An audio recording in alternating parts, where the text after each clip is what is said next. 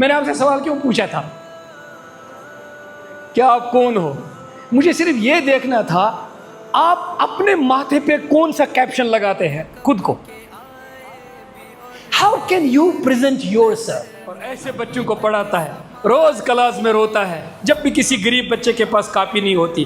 वो रोता है, कहता है शायद तुझ में मैं ही छुपा हूं। हाउ डू यू रोजाना जज योर स्टूडेंट्स? आप देखेंगे जिन रेवोल्यूशनरी लोगों ने इंसानों को ख्यालात दिखाए, वो तालीमी माहिर बने, वो थियोरिस्ट्स बने, उन्होंने सिर्फ अपनी थ्योरीज दी, ग्राउंड में काम उन्होंने नहीं किया। दुनिया में सारे इनकलाबात इंटेलेक्चुअलिज्म से नहीं आते हैं, दुनिया में बहुत सारे इनकलाब इमोशन से आते हैं। जिस्म सेहतमंद हो, रूह आजाद हो, अक्ल रोशन हो।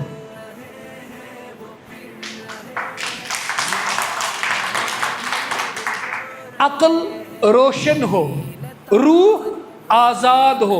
मैंने क्यों कहा, आप तीनों को बताऊंगा मैंने क्यों कहा रूह आजाद हो। कभी हम गुफ्तगू करेंगे क्योंकि टॉपिक क्या है। So unless and until I just throw a pebble in the ocean of your emotions, how can I create ripples?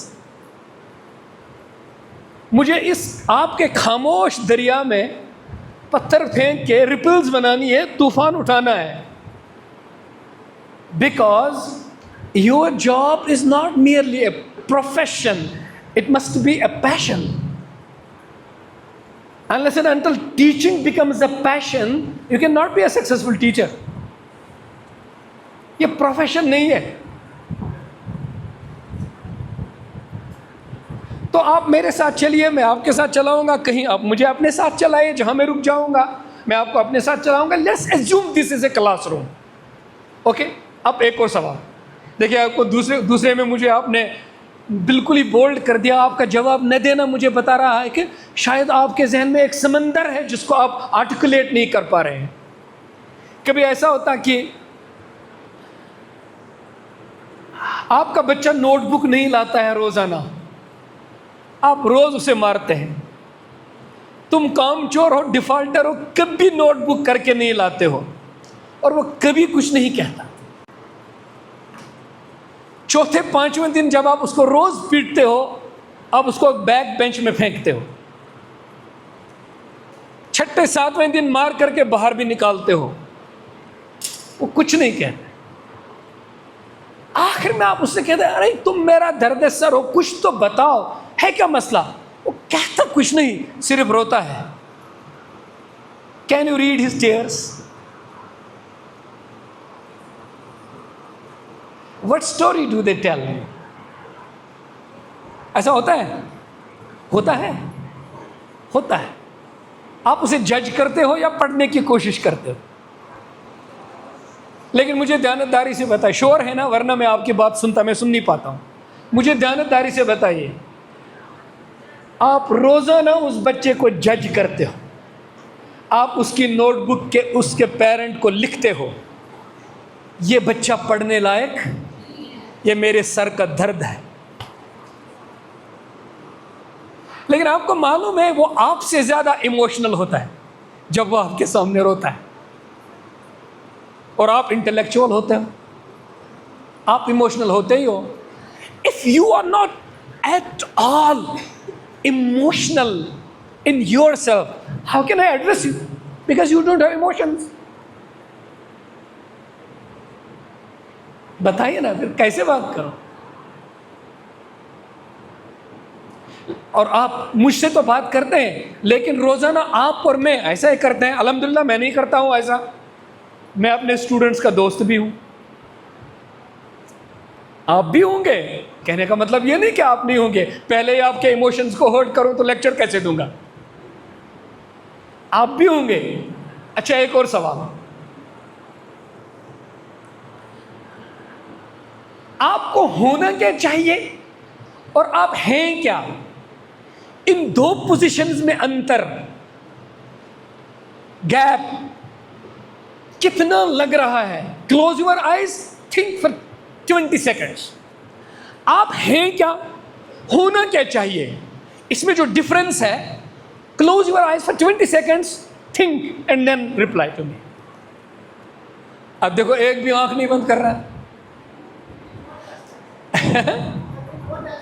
मैं कुछ सुन नहीं पा रहा हूं यहां, आई एम वेरी सॉरी। वो एस्पेक्ट आपको डिफाइन करना है, आपको क्या होना चाहिए।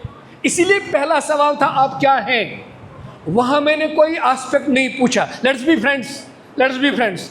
अगर कहीं भी आपके और मेरे दिमाग में बात करते वक्त एरोगेंस एक बैरियर बना, थोड़ा सा एरोगेंस पैदा हुआ मेरे सवाल पूछने से या आपके जवाब देने से, अगर थोड़ा सा फ्रेंडली माहौल डिस्टर्ब हो गया, थोड़ा सा एरोगेंस पैदा हो गया, आपके जहन में आ गया ये स्पीकर एटीट्यूड दिखा रहा है, और मेरे जहन में आ गया आप मुझे अंडर एस्टिमेट कर रहे हो, then we can not respond to each other. ये क्लासरूम का बेसिक चीज़ है।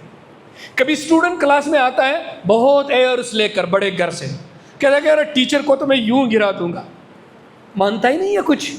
और कभी आप क्लास में आते हो, आज मैं दिखाऊंगा कि मैं कौन हूं। ये दो एंड्स नेवर मीट। इसलिए मैं बहुत फ्रेंडली माहौल में कहता हूं, जो मैंने पहले सवाल पूछा था कि हु आर यू, वो इन व्हाट रेस्पेक्ट आपने नहीं पूछा। वो आपने सोचना है आप 2 लाइनों में अपने को कैसे एक्सप्लेन करोगे।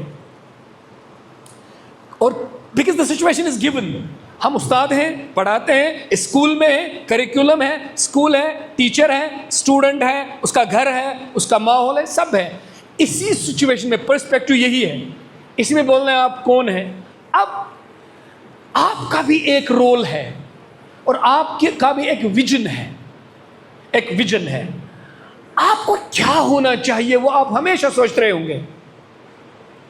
Assume yourself just a student. Yemen से तो दुहाई आसान शू मुलाकात करो। अब आप स्टूडेंट हैं क्लास में, मैं टीचर हूं, I happen to be a teacher just for 1 hour और मोर। मैं पूछ रहा हूं आपसे कि आप चाहते क्या है होना और इस वक्त क्या है, इसमें कितना आपको डिफरेंस लगता है। मसलन आप में से कुछ लोग हाथ खड़ा करेंगे, जो मैं चाहता था मैं वही हूं, गैप वहां है ही नहीं, 2 पॉइंट्स मीट हो गए। आप चाहते हैं मैं चाहता था ये हूं लेकिन हूं मैं ये, तो गैप इतना है। ये मुझे समझाइए, क्या आपके होने में और चाहने में गैप है या गैप नहीं है, कम है या ज्यादा है, ये मुझे बताइए। Government and private. हाँ बताइए, इसे मजाक मत मानिए, बताइए। आप होना चाहते हैं गवर्नमेंट टीचर हैं, प्राइवेट टीचर, बस। तो टीचिंग आपका प्रोफेशन है, पैशन नहीं। और so when you want to be a government teacher and are a private teacher, then you must not be satisfied with your job. You cannot deliver well. I'm sorry to say this. Or you are misrepresenting yourself. Sir, let me first of all clarify myself. Okay. When a teacher, he can be anything. But he's to choose the profession of teaching because you want to teach. But there is always a difference between what is and what satisfies you to the utmost. This is what I want to clarify this thing. So let us take your case. At the very outset, I beg for your pardon if I hurt your emotions. अगर आप teacher ही होना चाहते हैं तो फिर आप हमेशा teacher ही होंगे। गवर्नमेंट और प्राइवेट होना डिफर नहीं करता, कुछ भी नहीं। आप सेटिस्फाइड होंगे जहां भी आप एज टीचर होंगे। हाँ, ये बात सही है, मैं आपसे एक इत्तेफाक करता हूं कि उसका एक मोटिवेशनल फैक्टर एक है, वो मैं भी डिस्कस करूंगा, लेकिन वो मैं करूंगा जब मैं इस स्कूल की इंतजामिया को एड्रेस करूंगा। अभी आपसे मैं बात कर रहा हूं, वो फैक्टर उनके साथ रिलेट करता है, मैं उनसे बात करूंगा। You got me, you got me. इसमें जो मोटिवेशनल फैक्टर है, जो सर आपने कहा, वो फैक्टर आपके हाथ में नहीं है इस वक्त। लेकिन एज फॉर योर प्रोफेशन आप सेटिस्फाई होने चाहिए। क्योंकि मैं जो होना चाहता हूं वो तो मैं हूं, मैं जो होना चाहता हूं तो मैं हूं। हाँ, I am being less paid for that, this might be the point for concern. अच्छा चलिए, अब मैं इसी को आगे बढ़ाता हूं, इस अंतर को मैं दूर करता हूं। मैं मौलाना रूमी का कोट बताऊं रहमतुल्लाह अलैह।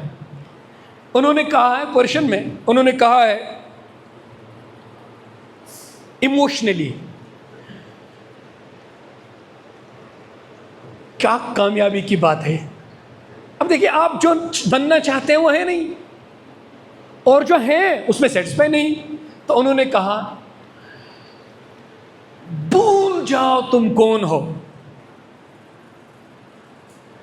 भूल जाओ सब तुम कौन हो, तुम वो बन जाओगे जो बनना चाहते हो। अब यह फलसफियाना कोट है, एक क्लास इसको एक्सप्लेन करने में लगनी चाहिए, लेकिन इससे पहले कि मैं इस पर कुछ कहूं, क्या आप में से इसको कोई समझा?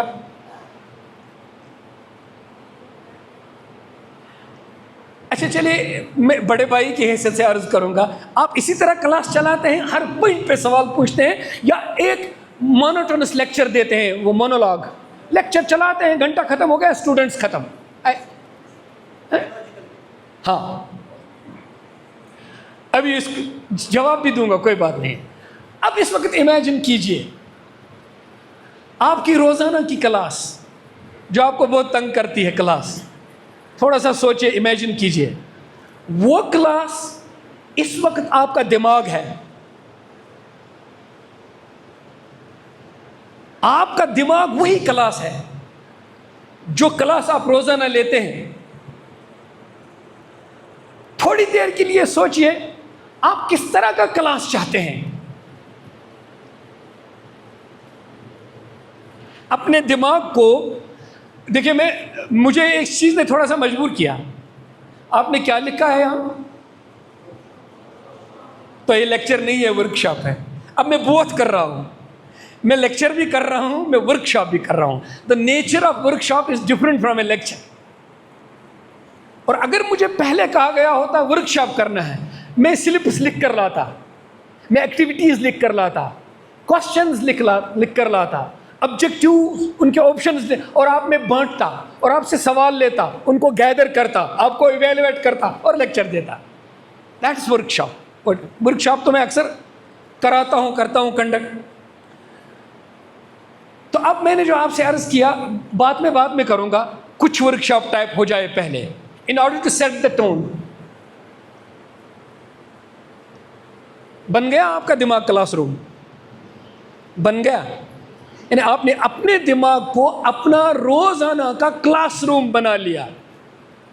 What does your classroom need? Renovation? उसकी दीवारों पे रोगन उठा होगा, कहीं कोई खिड़की का शीशा टूटा होगा। You don't have a smart classroom, smart board, you don't have that board, है ना? एक बच्चा बहुत आपको तंग कर रहा होगा, आप डरते होंगे रोजाना।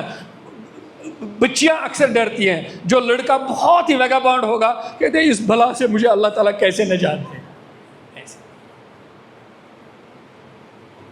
ऐसा क्लासरूम होता है ना तो कभी आपका, है ना बेटा? होता है ना? वो क्लासरूम अपने दिमाग को बनाइए, उस क्लासरूम से बाहर निकल अपने दिमाग के क्लासरूम में चले जाइए। वो बच्चा जो तंग कर रहा है, यहां कोई कच्ची सोच होगी जो तंग कर रही होगी। May be your mind also needs renovation, वहां भी कहीं रोगन लगाना है, कोई खिड़की वहां भी टूटी है होगी।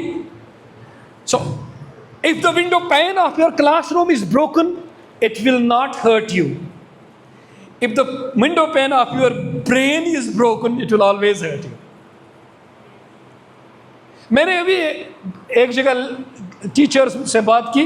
मैं टीचर्स की इज्जत करता हूँ क्योंकि मैं एक बहुत ही टीचर हूँ, लेकिन आपसे बहुत नीचे हूँ। आपको अल्लाह ने इस तरह का नवाजा है, आप कौम को बनाते हैं। उस्ताद को बताया जाता है ये कौम का मेमार है, कौम का, और मेमार कॉन्स्ट्रक्ट करता है। कॉन्स्ट्रक्ट यानी उसकी मेथडोलॉजी होती है कंस्ट्रक्टिव। उसका अपोजिट क्या है? If you destroy emotions you can not construct intellect. आपने कौम के इंटेलेक्ट को कंस्ट्रक्ट करना है, लेकिन वो इंटेलेक्ट जो होता है वो गवर्न कभी इमोशन से होता है। और जो एज ग्रुप आपके सामने होता है, शायद मैकियावेली ने कहा, मुझे नहीं मालूम, उसने कहा कि सबसे ज़्यादा कामयाब फौज जो होती है, सबसे ज़्यादा फौज जो मजबूत कामयाब होती है, वो 18 से 25 साल तक की उम्र की होती है। वजह 18 से 25 साल तक की उम्र में इमोशन स्ट्रांग होता है। लेकिन आप सवाल पूछेंगे, सर टीन एज में इमोशन स्ट्रांग होती है, टीन एज में ज़बरदस्त होता है, तो मैं जवाब दूंगा फौज के लिए सिर्फ इमोशन काफ़ी नहीं, स्ट्रेंथ ज़रूरी है। और 18 से 25 वाली स्ट्रेंथ मजबूत होती है, और अगर स्ट्रेंथ कम होगी, 25 से ऊपर ज़्यादा होगी, लेकिन इमोशन कम हो जाएगा। इसलिए इसमें इमोशन और स्ट्रेंथ जो होती है वो बराबर एक बहुत बड़ा 100% बनाते हैं। तो 18 से 25 तक ये होता है। लेकिन आपका जो एज ग्रुप होता है तकरीबन ये यहाँ 10 या 12 होता है, 12 है यहाँ आपके, तो ये 18 तक का ही है, और आपसे जब निकलता है तो वो 18 से बाहर चला जाता है। तो आपका जो एज ग्रुप है ना, उसमें स्ट्रेंथ कम होगी, इमोशन ज़्यादा होगा। इसका मतलब क्या हुआ? इसका मतलब ये हुआ कि आपका student is not able to steer his emotion, he is not able to steer his emotion.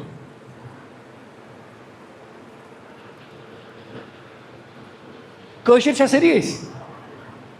एक सवार वो होता है जो घोड़े पर सवारी करता है, और एक सवार वो होता है जिस पर घोड़ा सवारी करता है, क्योंकि वो हार जाता है ना फिर जहां उसको घोड़ा ले जाए वहां।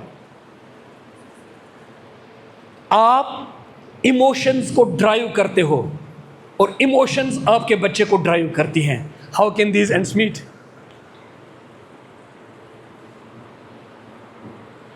तो क्या होगा?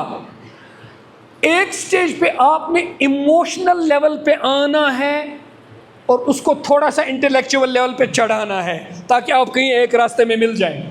ये आपका काम है। बच्चे की इमोशन को नहीं, बच्चे की इंटेलेक्चुअल लेवल, वो इमोशनल है, वो कुछ और ही सोच रहा है। आपने एड्रेस करना है उसकी इमोशन को बैकग्राउंड में रखकर, उसकी इंटेलेक्चुअल फैकल्टी को ऊपर उठाना है, ताकि उसकी मदद से वो अपनी इमोशन को कंट्रोल करने का एबल हो जाए, और अपनी इंटेलेक्चुअल लेवल से नीचे आना है, उसको थोड़ा सा इमोशन दिखाना है, यहां तक कि आप एक ऐसे पॉइंट पे पहुंच जाएं जहां दोनों मीट हो जाए। सो दैट मीन्स अब आप क्लासरूम में, आपको क्या बनना है क्लासरूम में? थोड़ा सा इमोशनल, और बच्चे को क्या बनाना है? थोड़ा सा इंटेलेक्चुअल। ये डिफरेंस से कहते हैं जो तकरीर करता है, मुकर्रिर जो तकरीर करता है वो लोगों की लेवल पर उतरता है तो लोग खराब हो जाते हैं, और जो टीच करता है, तालीम देता है, वो लोगों को उनकी लेवल से उठाता है। अगर आप अवाम को देखोगे और फिर अवाम की सेटिस्फैक्शन तक उतरोगे तो आप टीचर नहीं रहोगे, अवाम हो जाओगे। इसलिए आपने क्या करना है? अपने स्टूडेंट को, अपने ऑडियंस को, उसके पेरेंट को उसकी लेवल से उठाना है और थोड़ा सा खुद को नीचे लाना है, यहां तक कि आप और वो हम आहंग हो जाए। तो इसका मतलब है कि आपका भी इमोशनल बनना बहुत ज़रूरी है। दुनिया में सारे इनकलाबात इंटेलेक्चुअलिज्म से नहीं आते हैं, दुनिया में बहुत सारे इनकलाब इमोशन से आते हैं। आप देखेंगे जिन रेवोल्यूशनरी लोगों ने इंसानों को ख्यालात दिखाए, वो तालीमी माहिर बने, वो थियोरिस्ट्स बने, उन्होंने सिर्फ अपनी थ्योरीज दी, ग्राउंड में काम उन्होंने नहीं किया। ग्राउंड में उन्होंने लोगों से काम करवाया, जवानों से काम करवाया, उनके इमोशन को जगाया, उनसे काम करवाया। उठो मेरी कौम के जवानों, जैसे अल्लामा इकबाल कहते हैं। तो उठो मेरी कौम को जवानों क्यों नहीं हुआ? उन्होंने कहा उठो मैं भी उठ गया तुम भी उठो। आपका काम है उसको उठाना। लेकिन अब पहली बात यह है कि जो खुद सोया हुआ हो वो कैसे दूसरे को जगाए? नॉर्मल अंदाज में जगाने कौन आता है? जो पहले जागता है वही जगाता है। तो अब उस्ताद को जागते रहना है ताकि वो जगाए। अब यहाँ उस्ताद के जागने का मतलब क्या है? चलिए मैं आपसे एक छोटी सी बात कहूँगा। 1857 ईस्वी में हिंदुस्तान में कोई अहम वाक़ा पेश आया? रिकॉल कीजिए। First war of independence. उसको तारीख में लिखते क्या हैं? Revolt of 1857 revolt of 1857। और उस पर सर सैयद अहमद खान मरहूम ने एक पैम्पलेट लिखा है, असबाबे बगावत हिंद। असबाब बगावत हिंद, हिंदुस्तान की बगावत के रीजंस, असबाब। और उसको अंग्रेजी में कहते हैं म्यूटिनी, है ना? अब म्यूटिनी जो लफ्ज है ना, इसका बैकग्राउंड मुझे बताइए क्या है? क्या करें, शोर है। आप अच्छी बातें कहते हैं लेकिन मेरे तक आती ही नहीं है। नहीं, उस वक्त क्या हुआ, मुझे ये लफ्ज जो इसको डिस्क्राइब करने के लिए म्यूटिनी कहा या बगावत कहा, मुझे बताइए बगावत क्या होती है? पहले बताइए।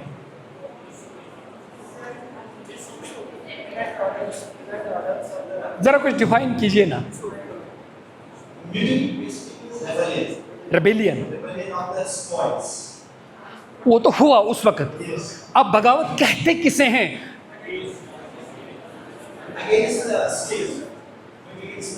अगर आप इसे डिफाइन करेंगे ना, it's defiance against a democratically established state. This is बगावत। Defiance against a democratically established state. जमहूरी उसूलों पर जो स्टेट कायम होगी उसके खिलाफ जाना बगावत है। अब मुझे बताइए, अंग्रेज हिंदुस्तान में जमहूरी उसूलों पर आए थे? वो हमारे जायज़ हुक्मरान थे। तो उनके खिलाफ जो यहाँ के लोगों ने उठ खड़े हुए, वाज इट बगावत? वाज इट बगावत? लेकिन आपकी किताब जब बगावत लिखती है और आप बगावत पढ़ाते हैं, अब सारी क्लास में इसको जस्टिफाई कीजिए। आपका बच्चा कहता है कि वो हीरो नहीं थे, बागी थे। एक लफ्ज ने सारी कहानी बता दी। कैप्शन मैं, अब मेरे भाइयों मुझसे नाराज ना होना, जैसे मैं सवालों से शुरू किया। मैंने आपसे सवाल क्यों पूछा था? क्या आप कौन हो? मुझे सिर्फ ये देखना था आप अपने माथे पे कौन सा कैप्शन लगाते हैं खुद को।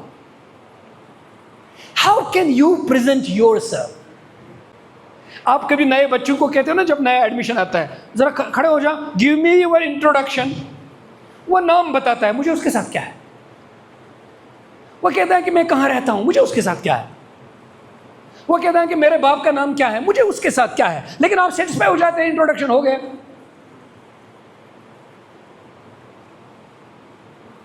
बच्चे को क्रिएटिव बनाना अलग चीज है। अभी तक हम, अच्छा हुआ ये आ रहा है, आवाज आ रही है ना? भी हो तो मेरी आवाज इससे भी ऊंची जाएगी। अभी तक हम देखिए, किसी चीज को पाने के लिए कि कोई चीज खोनी भी पड़ती है। सफरिंग ऑलवेज ब्रिंग्स ईज, इन्ना मअल उसरी। अब सफरिंग ये है कि सब बंद हो गया, लेकिन ईज इसमें यह है कि हम अच्छे तरीके से सुन सकते हैं। This is blessing in. ऐसे ही आप इमोशन को कंट्रोल कर सकते हो। मुझे मालूम नहीं था ना ये होगा, लेकिन मैंने इससे अपने लेक्चर के लिए यूं निकाल दिया। अब देखो आ गया। लेकिन इससे एक फायदा है, इससे फ़ायदा ये हुआ कि जो अभी चला गया था मैं परेशान नहीं हुआ, मैंने अच्छी चीज़ उससे आकस कर ली। सो ये होता है कि जब आपके साथ सिचुएशन काउंटर हो जाए, आपको कोई सिचुएशन परेशान करे, उस सिचुएशन ने आपको क्या दिया, आपको कैसे ग्रो करने का चांस मिल गया, आपको कैसे स्ट्रांग बनने का चांस मिल गया, वो उस सिचुएशन का आपके लिए फायदा था। Never lose heart in challenging situations. आप बाद में मुझे सवाल पूछेंगे, जो चीज़ भी रहेगी वो आप पूछेंगे, लेकिन मैंने जहन बनाया था, मन बनाया था, मैं वहाँ बैठ करके सबक नहीं सुनाऊंगा आपको। मुझे मालूम है आप इंटेलेक्चुअल्स हो, पढ़े लिखे हो, यूनिवर्सिटी से पढ़े लिखे हो, कौम को पढ़ाते हो। छोटे बच्चों को पढ़ाना मामूली बात नहीं है। आप जैसी बेटियों को, आप जैसी दोस्तों को मैं रोज़ाना क्लास में पढ़ाता हूँ, ये भी बड़ी बात होती है। लेकिन हमें ये मालूम होता है, उस वक्त महसूस होता है कि इनकी फाउंडेशन कहाँ से आई है। जज ना कीजिए बच्चों को जल्दी, जज कर, इट्स वेरी डिफिकल्ट टू जज एनीबॉडी। किसी को जज ना कीजिए। हमारी टीचिंग हमारी जिंदगी से अलग कोई चीज नहीं है। रसूल वो है, सिर्फ उसी की बात हमेशा काबिल इताअत है, अनकंडीशनल आपने इताअत करनी है। तो अगर मैं खुद को रसूल बनाने बैठूं, इसका मतलब है कि बच्चों से, लोगों से कहूंगा मेरी बात का कोई चैलेंज कर ही नहीं सकता। रसूल नहीं बनना, you can be wrong, you can be wrong, you must accept your limitations. और खुदा नहीं बनना, सिर्फ खुदा का इख्तियार है जन्नत में और दोज़ख में डालना, और लोगों के अंदर को जज करना कि कौन जहन्नम में जाएगा, कौन जन्नत में जाएगा। ये इख्तियार न तुमको है, न मुझे, न किसी मजहबी रहनुमा को है।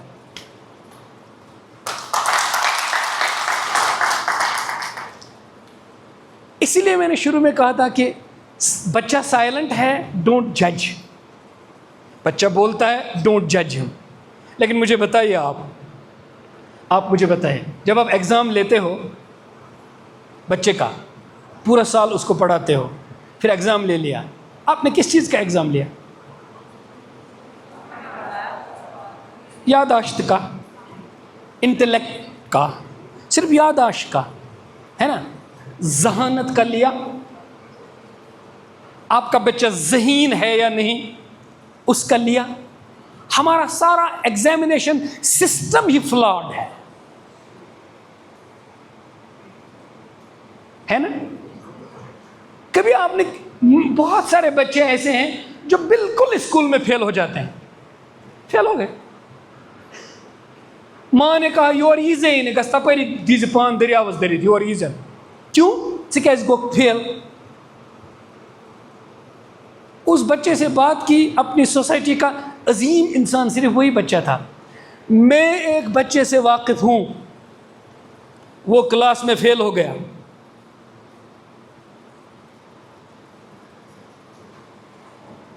अगले साल स्कूल नहीं आया, साइकिल की दुकान पे जाता था, मिस्त्री का काम करता था, अपने छोटे से टिफिन में घर से रोटी लाता था। अब आप रोएंगे या मैं रोऊंगा? उसकी साइकिल की दुकान के बीच में एक छोटी सी गली थी, उधर वहाँ कुतिया ने बच्चे दिए थे। वो बच्चे चुपके से वो अपने टिफिन की रोटी उसको डालाता था, खुद नहीं खाता था। मैंने उससे पूछा ये क्या करते हो? कहा इसके बच्चे हैं, ये भूखी होती है, मैं तो चाय शाय पी लेता हूँ, लेकिन इसको रोज़ाना रोटी देता हूँ। उसी की क्लास में फर्स्ट पोजीशन लाने वाले बच्चे, मुझे दिखाओ इस जैसे इंसान हैं। लेकिन आपने तो उसको क्लासरूम से निकाल दिया, माँ बाप ने तो उसको घर से निकाल दिया। उसको मैंने ये बता दिया अपने एक बुजुर्ग से, उन्होंने कहा उस बच्चे के पास मुझे ले जाओ। मैं उनको ले गया, वो थोड़ी देर तक बैठे और उस बच्चे को बुलाया, कहा तुझका फलीन सुन? उसने कहा जी। उसने कहा देखो इवन दुनस गोबरा जायशुन लागान जुन फालवावनस के, जज गस्न जुन फलवाउन के, बस इतना बताया और पकड़ लिया, कहा सुबह पे गज स्कूल, सुबह पे गज। मैं आइडेंटिटी उसकी रिवील नहीं करूंगा। वो बच्चा कल से स्कूल आया, यूनिवर्सिटी में पोस्ट ग्रेजुएशन की, बाद में बीएड किया और एक स्कूल में टीचर है और ऐसे बच्चों को पढ़ाता है। रोज़ क्लास में रोता है जब भी किसी गरीब बच्चे के पास कॉपी नहीं होती, वो रोता है, कहता है शायद तुझ में मैं ही छुपा हूं। हाउ डू यू रोजाना जज योर स्टूडेंट्स? और हाउ डज द एडमिनिस्ट्रेशन रोजाना जज यू? है ना, आपका जब इंटरव्यू होता है आप कहते हैं ये पॉसिबल नहीं होगा, ऐसा ही है सर, आप यही बोलते हैं ऐसा नहीं होगा। मैं उसकी आइडेंटिटी नहीं बताऊंगा, ये एक ही केस नहीं है मेरे पास, कई केस हैं, कई केस हैं, बच्चियों के भी लड़कों के भी। क्योंकि मैं अक्सर बच्चों से मिलता जुलता हूँ, रहता हूँ, या जो लोग कुछ और कामों में फंसते हैं उनकी अक्सर काउंसलिंग करने जाता हूँ, उनको जमा करता हूँ, उनकी स्टोरी सुनता हूँ, उनसे बातें करता हूँ। तो आप जिस स्टेज पे होते हैं ना, आपका इमोशनली हेल्दी होना बहुत ज़रूरी है। मैंने कल भी कहीं ये बताया, आज भी इसको रिपीट करूँगा। मुझे नहीं मालूम ये नेचुरली हो गया है या कोइंसिडेंस है। वैसे हमारे यहाँ कोइंसिडेंस नहीं होती है, हमारे यहाँ सब तकदीरी मामले होते हैं। मैंने ये कहीं और बताया था एक स्कूल में, उससे पहले भी बच्चों से बताया था। हम जब कश्मीर यूनिवर्सिटी जाते हैं तो कश्मीर यूनिवर्सिटी में आप देखते हैं यूनिवर्सिटी भी है, दरगाह हज़रत बल भी है और झील डल भी है। पता नहीं कैसे ये जमा हो गई हैं ये तीन चीज़ें। तो खैर इस पर मैंने सोचा और कहा कि जो यूनिवर्सिटी है वो इंटेलेक्चुअल वेल बीइंग को सिग्निफाई करती है, क्योंकि वहाँ आदमी इंटेलेक्चुअल बनता है, और जो दरगाह है वो स्पिरिचुअल वेल बीइंग को डिनोट करता है, और जो झील डल है वो फिजिकल वेल बीइंग को डिनोट करता है। और इंसान इन्हीं तीन चीज़ों का नाम है। इंसान सिर्फ अक्ल नहीं, जज्बात भी है। इंसान सिर्फ जज्बात भी नहीं, एक घोड़ा भी है जिस पर सवारी करता है। तो इंसान इन तमाम चीज़ों का मेकअप होता है। इसमें जज्बात भी हैं, वो मरे अक्ल तरक्की नहीं करेगी। इंसान अक्ल भी है, सिर्फ जज्बात नहीं। और इंसान रोटी कपड़ा मकान भी है, सिर्फ अक्ल और जज्बात नहीं। ये तीन चीज़ें जब बैलेंस हो जाती हैं उसी को वेल बीइंग बोलते हैं। इन तीन चीज़ों में जहाँ इम्बैलेंस होगा आदमी बीमार होगा। आपने वो सर कहाँ चले गए, वो मुझसे नाराज़ हो गए, वो मुझसे नाराज़ होकर चले गए। बात उन्होंने सही कही थी, यानी ये कही थी अगर आप अकली तौर पर पता नहीं कहाँ भी होंगे और इमोशनली टूट चुके होंगे, आपकी अक्ल भी काम। और अगर आप अक्ल भी हो, इमोशन भी हो, लेकिन पेट में वक्त की रोटी नहीं, तो वो सब चीज़ें ताकचे में बैठती हैं।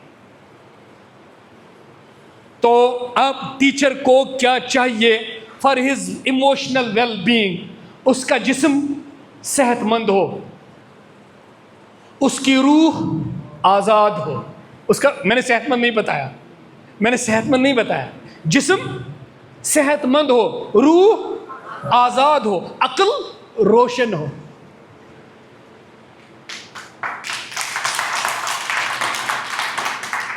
अक्ल रोशन हो, रूह आज़ाद हो। मैंने क्यों कहा, अब तीनों को बताऊंगा मैंने क्यों कहा रूह आज़ाद हो।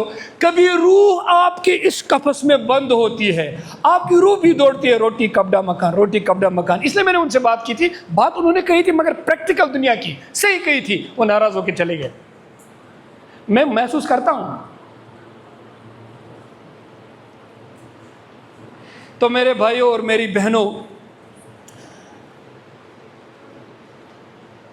ख्यालात और सोच हमेशा रोशन लेवल से कम रोशन लेवल तक आते हैं। ज़रा थोड़ा सा मैं फ़लसफ़ा बोलूँगा, मुझे माफ़ कीजिए। रोशनी फैलती है, अंधेरा नहीं। आप नौजवान हैं,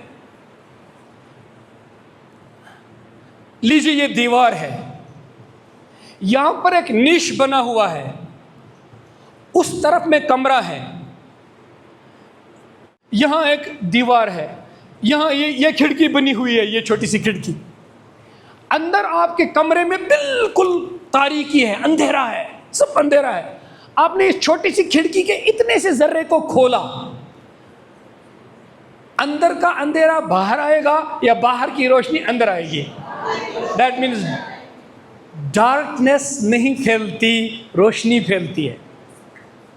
अंधेरा, तो जहां अंधेरा होता है, यह मत कहो यहां अंधेरा है, इट इज नेगेटिव अप्रोच। कहो यहां रोशनी अभी पहुंची नहीं है, इट्स पॉजिटिव अप्रोच। तो आपका बच्चा जो क्लास में प्रॉब्लम है ना, वो प्रॉब्लम नहीं है, वहां अभी रोशनी। अब मुझे बताओ वो रोशनी लाओगे कहां से? वो जाएगी आपसे। आपने अगर इमोशनली खुद को शैटर कर दिया, वो पहले ही शैटर हो चुका है। ठीक? अच्छा, आप डार्कनेस को डिफाइन कैसे करते हो? What is darkness? It's no entity at all itself, it's absence of. तो एंटिटी लाइट है, darkness means absence of that entity. तो डार्कनेस का अपना वजूद नहीं है, इसीलिए तो डार्कनेस को आपके आप विद रिस्पेक्ट टू लाइट इसको डिफाइन करते हो ना। तो इसका मतलब यह है कि जहां वो चीज नहीं है जो होनी चाहिए, उसको वहां रखो, हो गया। इसीलिए अंधेरे को डंडों से भगाना, नारों से भगाना, डेमोन्स्ट्रेशन से भगाना, इससे अंधेरा भागता नहीं और घोर अंधेरा हो जाता है। एक छोटी सी तीली जलाओ, सब अंधेरा दूर हो गया, है कि नहीं? तो ये एग्जाम्पल मैंने पिछले दिनों कहीं दे दी, मैं अब भी दूंगा ये एग्जाम्पल। जहां जहां ये रोशनी करेगी, देखिए आपको अंधेरे में टॉर्च आपने जलाया, उसने रोशनी आकी, तो अगर आप अगली दफा किसी और अंधेरे में चले गए तो क्या आप कहेंगे कि ये टॉर्च मैंने पहले जलाई, अब नहीं जलाऊंगी, कहीं और दूसरी टॉर्च? तो मैं वही टॉर्च बार बार जला रहा हूं। तो वो एग्जाम्पल मैं आपको फिर दूंगा अब भी। अगर आप घर से, मैं इसीलिए इस पर बाद में आखिरी लाइन जोड़ता हूं, मेरे दोस्तों, मेरे भाइयों, घर से जब स्कूल आया करोगे तो खुश आया करो। आप खुश होंगे, आपकी खुशी जाएगी from higher concentration to lower concentration. आप क्लास को एंजॉय करें, खुद अपना स्ट्रेस भी कम करें अपनी क्लास में। लेकिन कभी ऐसी सिचुएशन होती है, आपका बच्चा आपके लिए स्ट्रेस का जरिया बनता है, आप क्या करते हैं उस वक्त? इतना ही नहीं, आपसे जो एक्सपेक्टेशंस होती है सिस्टम को, वो भी स्ट्रेस करता है। नंबर 3, आप जो वर्क करते हैं उसको अप्रिशिएट प्रॉपरली नहीं किया जाता है, वो भी आपको स्ट्रेस में डालता है। आप जितना काम करते हो उस पर आपको वेजेस उतने नहीं मिलते हैं, वो भी आपको स्ट्रेस में डालता है। और आप पर जो काम डाला जाता है उतना आपके पास वक्त नहीं होता है। और जब ये सारी चीज़ें मैंने कही ना, तो किसी लेक्चर में किसी टीचर ने कहा ये सारी चीज़ें, हमारा सर फटने लगता है। तो मैंने कहा देखिए, एक चीज़ तो मेरे पास है, वो बता दूंगा, कुछ चीज़ें आप भी बता दीजिए। मैंने कहा never take your school home and never bring your home school.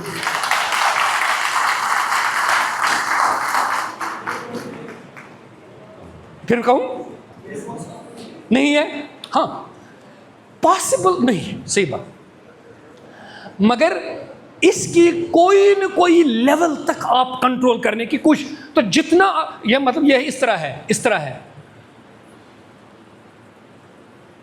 Perfection possible नहीं है ना सर। लेकिन जितना आप क्लोज होंगे परफेक्शन की तरफ और दूर होंगे इम्परफेक्शन की तरफ, आपको उतना ही सक्सेसफुल कहेंगे। कहने का मतलब है, जो स्कूल में हुआ उसको यूं बंद करके डस्टबिन में फेंक दो, और जो घर में हुआ उसको बंद करके डस्टबिन में फेंक दो। लेकिन एक सवाल उठता है, जैसे सर ने पूछा, वो ये कि हम क्या खुद कोई डस्टबिन है कि उसको फेंक दिया और खाली हो गए? लेकिन मेरा जवाब यह है, हम क्या मशीन हैं खाली नहीं हो सकते कि डाउनलोड किया उसके बाद फिर भी फाइल वहीं रही? डाउनलोड किया, उसके बाद फिर भी फाइल रही। ये जवाब है उस एक चीज़ का जो मैं एक एक करके उठाता हूँ कि आप ज़रा आंख बंद करके जो आप हैं उसको भूल जाए। आप कहेंगे ये पॉसिबल नहीं है। मैं एक मजलिस में बैठा था, एक मज़हब के बहुत बड़ी लेवल के रिलीजियस पर्सनैलिटी, मुसलमान नहीं थे, मुसलमान मज़हब से बाहर की थी, एक बहुत बड़ी रिलीजियस पर्सनैलिटी बैठी थी और हम आपस में डिस्कस कर रहे थे। इस सवाल का जवाब उन्होंने कहा। मैंने कहा आपके यहाँ इसका जवाब क्या है? उन्होंने कहा मेडिटेशन। मैंने भी आपने जवाब बताया। कहीं पर वो दोनों कन्वर्ज हो जाते थे। तो मैंने कहा बताइए मेडिटेशन के क्या माने हैं? उन्होंने कहा एक पॉइंट पे इतना कंसंट्रेट करना कि अपने को उन तमाम कारणों से और काजिज से निकालना जो मुझको दुखी करते हैं। बहुत मुश्किल है ये बात ज़रा बताना और इसको वर्कशॉप में कराना, लेकिन आसान है। इसकी वजह है कि मैंने खुद किया है, मैं यानी प्रैक्टिकली इससे मैंने किया है और इसका फ़ायदा उठाया है। हाँ, अलबत्ता अगर किसी चीज़ को जो सिर्फ प्रैक्टिस से पैदा हो जाती है उसको सिर्फ बताया जाए तो वो ज़रा मुश्किल लगती है, क्योंकि जो चीज़ सिर्फ प्रैक्टिस से आती है वो बताने से आती नहीं है।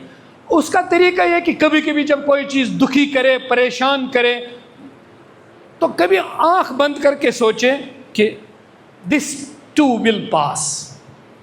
ये बहुत आसान सा जुमला मैंने बताया। क्या इतना काफ़ी नहीं है कि ये रोज़ लिखे, ये इस कशिर पच वन इत रोज़ लिखे बीमार चु बीमार, हमारे मजहब में क्यों उसको इयादत करना है? इयादत सुन्नत है, उसका फ़ायदा क्या है? हम उसे ये बोलते हैं कि तुम हमेशा बीमार, भूल जाओ इसको, खुदा ताला तुमको आगे सेहत देगा। एक आदमी 2 साल लगातार स्कूल से फेल हो गया, आप उसे क्या कहते हो? कोई बात नहीं, हिम्मत मत हारो। और आप ही उसको बोलते हो स्कूल में, कहते हो कि अमीर तैमूर की वो कहानी, वो चोटी जो कुएं में चढ़ना चाहती थी, 7 दफ़ा चिड़ी, फिर गई, फिर गिर गई और 8वीं दफ़ा वो पार कर गई। आप बताते हो, मतलब आप क्या बताते हो? आप ये बताते हो कि success does not mean you always pass the exam. Success means failures plus when you pass the exam is equal to success। वो सक्सेस इनकम्प्लीट है जिसमें चैलेंजेस नहीं, जिसमें कुछ फेलियर्स नहीं। तो आप एग्ज़ाम के फेल होने को ये ना कहें कि मैं फेल हो गया। तो ये किस चीज़ में मैं बोल रहा हूँ कि एक स्टूडेंट की हम जब उसका रिजल्ट बच्चों का सही नहीं निकलता, एडमिनिस्ट्रेशन उसका इंक्रीमेंट बंद करती है। करती है सर? यहाँ नहीं करती है। टीचर्स में कभी ऐसा होता है प्राइवेट कंपनीज में कि अगर टीचर का लगातार रिजल्ट कमज़ोर आया तो उसका इंक्रीमेंट बंद हो जाती है। मैं तो समझता हूँ ये अनएथिकल है, बिकॉज यू कांट जज the efficiency of a teacher in light of the percentage of his students और पास परसेंटेज ऑफ हिज स्टूडेंट्स। ये जज नहीं हो सकता। इसमें ज़्यादा बड़ी church I, but you can't जज मी विद दिस सेंटेंस। हो सकता है मैं इसमें कुछ और ही बोलना चाहता हूँ। ठीक है सर, 4-5 मिनट में और बोलूँ? ठीक है। तो आप कुछ कहते ही नहीं हो, बस चर्च करते हो। चर्च के दूसरे माने भी होते हैं, था बस। जब हम किसी को एहतराम से बिठाना चाहते हैं तो एक दूसरे को कहते हैं ओ बचो वो तो वो बैठ जाता है। अब मैंने सोचना है कि आपकी चर्च के क्या माने हैं, है ना? तो मेरी बहनों, मेरे भाइयों, अब मैं ये तो हो गया फ़लसफ़ा, मैंने बहुत कुछ बताया। अब मैं आऊँगा कहना क्या चाहते हो, अब मैं उस पर आऊँगा, साफ ही बोलूँगा क्या आऊँगा। देखिए, जो हमारे भाई ने एक ऑनेस्टली बात कही, अभी सर ने कही ऑनेस्टली बात। आप जब आते हैं ना गवर्नमेंट स्कूल में, वहाँ आपकी अच्छी खासी तनख्वाह होती है और सोसाइटी में आपकी एक्सेप्टेबिलिटी बढ़ती है। एक्सेप्टेबिलिटी, यू नो, हर कोई चाहता है कि भाई यहाँ मसला हल हो गया हमारा, हम जो चाहते थे मिल गया। तो आपकी एक्सेप्टेबिलिटी तनख्वाह से बढ़ती है। ठीक है, पहले ज़माने में आदमी को जज करते थे तकवा से, आज जज करते हैं तनख्वाह से। वजन तो नहीं बढ़ा, बस माने बदल गए। अब तनख्वाह पूछी जाती है, आप कितने ही काबिल हों, कितने ही काबिल हों, मेरी तनख्वाह आपसे ज़्यादा है, इसलिए काबिल में ही हो गया। अब काबिलियत किस में घुस गई? देखिए मैंने क्या कहा था, आप कितने कंप्लीट कब हैं? Intellect plus physical health plus spiritual health. अब आपकी एक पूरी की पूरी हैसियत ही निकल गई, वो तनख्वाह वाले की तरफ चली गई। आप पूरी अप्रिसिएशन सोसाइटी से आपकी खत्म हो गई। दिस थिंग आपकी मोटिवेशन को खत्म कर देता है। और इसी सोसाइटी से आप आते हो और स्कूल में पढ़ाते हो, आपकी काबिलियत पहले ही मर चुकी होती है, क्योंकि हमने आपको जज कर दिया। तो मैं सिर्फ टीचर जिम्मेदार नहीं है, सिर्फ टीचर हर चीज में जिम्मेदार नहीं है। और जो आउटपुट आप चाहते हो बच्चों से, आउटपुट बच्चों से चाहते हो, उसका 100% सोर्स टीचर नहीं है, 100% सोर्स टीचर नहीं है। आपने पहले देखना है कि एक समंदर में नदियां कितनी आती हैं, और अगर 99 नदियां बंद हैं, एक नदी को समंदर कैसे बनाओगे? और एक ही नदी से कैसे कहोगे कि इसको समंदर बनाओ? ये बच्चा, हम चंद महीने पहले किसी और स्टेट में थे मुल्क के, वहाँ तकरीबन हमारे मुल्क के सारे प्राइवेट स्कूल्स, सारे मतलब हर स्टेट से कुछ ना कुछ प्रोमिनेंट स्कूल्स जमा हो गए थे, उनकी एडमिनिस्ट्रेशंस, उनके प्रिंसिपल्स वगैरह जमा हो गए थे। मुझे वहाँ भी एक अपॉर्चुनिटी मिली उनसे बात करने की और भी पैनल डिस्कशन में हिस्सा लेने की। तो मैंने वहाँ अर्ज़ किया कि जब बच्चा हमारे स्कूल में आता है, अगर आप उसकी बॉडी का पूरा एक अल्ट्रासोनोग्राफी बनाएंगे, उस बच्चे के अंदर क्या क्या बैठा हुआ है, उसका घर, उस घर के अंदर किस चीज को प्रायोरिटाइज किया जाता है। मसलन माँ बाप बात कर रहे थे और बच्चे से कहते थे, तुम क्यों डेली स्कूल नहीं जाते हो? डेली स्कूल जाओ, तुम भी उसकी तरह तरक्की करोगे। देखो उनके यहाँ घर में चटाई भी नहीं थी, खाना भी नहीं था, उनका बाप मजदूरी करता था, उन्होंने तालीम पढ़ी, रोज़ स्कूल गए, अब बंगला भी है, गाड़ी भी है, कपड़े भी हैं, इन्होंने तरक्की कर ली। अब वो आ गया, चुपके से आया और स्कूल में बैठा। आपने कहा बच्चों आपने पढ़ना है, तरक्की करनी है। आपके जहन में तरक्की क्या है? मेंटल तरक्की, स्पिरिचुअल तरक्की और फिजिकल तरक्की, ये आप बोल रहे हो। आपने इतना बोला, आपके बच्चों आप पढ़ने रोजाना आया करो, आपको तरक्की करनी है। You not need to explain तरक्की। उसने तरक्की समझ लिया, आपने तरक्की कुछ कहा। उसने तरक्की की डेफिनेशन कहां से लाई? घर से। और आपने तरक्की की डेफिनेशन कहां से बताई? तो बहुत बड़ा अंतर हो गया। तो अगर आपने उसकी सोसाइटी को, सोशल प्रायोरिटीज को, उसके घर की तालीम को, उसके माहौल को, और फिर करिकुलम, जैसे मैंने कहा था असबाब बगावतें, तो आपने ये सारी चीजें क्लासों में देखनी होती हैं। तो उस बच्चे पर एक्ट क्या करता है? उसके घर का माहौल, खुद माँ बाप किस चीज को इज्जत देते हैं, कुछ चीज को इज्जत नहीं देते। और अजीब सी बात है, वही माँ बाप, जब यही बच्चा स्कूल आता है और माँ बाप उस बच्चे को जिंदगी समझाते हैं, वही माँ बाप एडमिनिस्ट्रेशन के पास आकर शिकायत करते हैं, हमारे बच्चे के ख्यालात उसका टीचर खराब करता है। तो उसमें आपने इमोशनली अपने आप को कैसे बनाना है? क्योंकि मैं सिर्फ आपसे बात करता हूँ, आपकी प्रॉब्लम्स को बयान करता हूँ, आपकी शिकायतें नहीं करता हूँ। मैंने चूंकि वेलबींग बताना है, तो जब और शिकायत करूँगा तो और बीमार हो जाएंगे। आपके साथ जो शिकायत होगी उसको मशवरे की शक्ल में बयान करूँगा, मशवरा। हाँ, आप पर जो एक्सपेक्टेशंस हैं, जो होनी नहीं चाहिए उतनी, अगर आपने उनको अपने सर पर ले लिया, आप बीमार रहेंगे। आप बहुत पोलाइटली और बहुत रेस्पेक्टफुली किसी चीज को नो कहने की जुर्रत कर लीजिए। नो कहना सीखिए। आप किसी नाकामी के लिए, देखिए, I am empowering the students, I am empowering the teachers, may be annoying the administration. ये क्या ऑनेस्ट बातचीत है, गुफ्तगू है, इसको इनकलाब की हद तक नहीं ले जाना। अगर मैं खुद इनकलाबी होता तो फिर कहीं और होता है ना, यहाँ आराम से कहाँ होता भाई ये तो एक बात है। तो देखिए, अगर आपको रेप्रिमेंड किया जाता है किसी ड्रॉबैक पर, तो क्या आप खुद इमोशनली इतने स्ट्रांग हैं कि आप बहुत रेस्पेक्टफुली कह सकते हैं कि I am not responsible for this? अगर आप में वो पावर नहीं है, बच्चे में भी नहीं होगी। लेकिन उसके लिए आपने खुद बच्चे को एम्पावर करना है।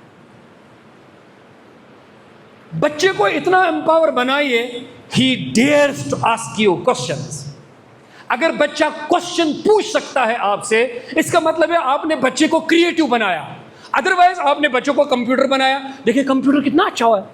अरे कोई आप में से कंप्यूटर बन सकता है, 10 + 10 + 10 + 10 -100 + 1000 में एकदम कंप्यूटर बता देगा। आप बता सकते हो, you are still better than computer. आज एलोहा वेलोहा भी कराते हैं ना, तो वो एलोहा करता है, काबिल हो गया। ये प्रोसेसिंग हुई। बच्चे को कंप्यूटर बनाना आसान है, बच्चे को क्रिएटिव बनाना मुश्किल है। क्रिएटिव बनाइए, pose questions to him, pose situations to him. मेरे बच्चे, तुम्हें इस तरह का मसला हुआ, चलो तुम स्कूल में फेल हो गए, तुम्हें मार्क्स आए ही नहीं, अब तुम घर गए, माँ ने टोका, बाप ने टोका, अब आपके पड़ोस में एक बच्चा पास होगा, वहाँ कहवा हो रहा है, वहाँ शिरवानी शिरमाल हो रही है, कुछ वो सब हो रहा है, और तेरे घर में यूं है, माँ कहती है पास। अब बताओ मेरे बच्चे, तुम्हारे जहन में क्या क्या ख्यालात आते हैं, तुमको क्या करना चाहिए, उससे सुनो और उस वक्त उसकी इमोशनल लेवल को और उसके इंटेलेक्ट को चेक करो। उसके बाद उसको बताओ तुम्हारे पास अल्टरनेटिव्स कितने हैं ग्रो करने के, ये बताओ उसको। अगर आप ये करेंगे अपनी क्लास में, आप अपने बच्चों को बहुत अजीम इंसान बनाने में कामयाब हो जाएंगे। शुक्रिया, अस्सलाम वालेकुम।